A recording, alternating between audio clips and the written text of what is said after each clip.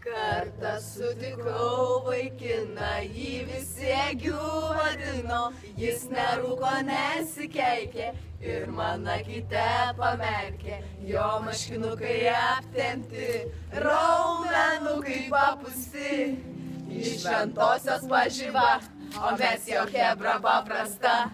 Turis daug pinigų, nors mums tai ir nesvarbu. Svarbu, kad jis pagirtų mane ir tada man bus gana ką daryti, aš turiu dirbti iki paryčių.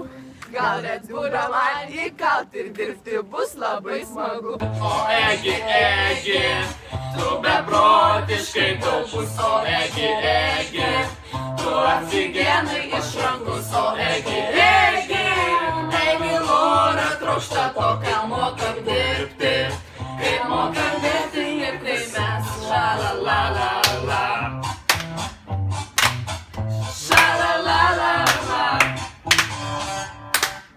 Jo fantastiški darbai, jis protingas elekai, darbdavys jisai jėga, tokių reta ulerė. Be jo gyventi bus sunku, sezonas baigsis bus skaudu. Susitikę mes kartu, šoksim iki paryčių, tokia ta vasara yra. Egi, Lorai, galima, žinau, tu mūsų neatleisi, kai tik pabėgsi ir nueisi, va tokia ta vasara. Egi, Lorai, pravyksta, žinau, kas darbas yra, iš Eginės vėl sugrįžta.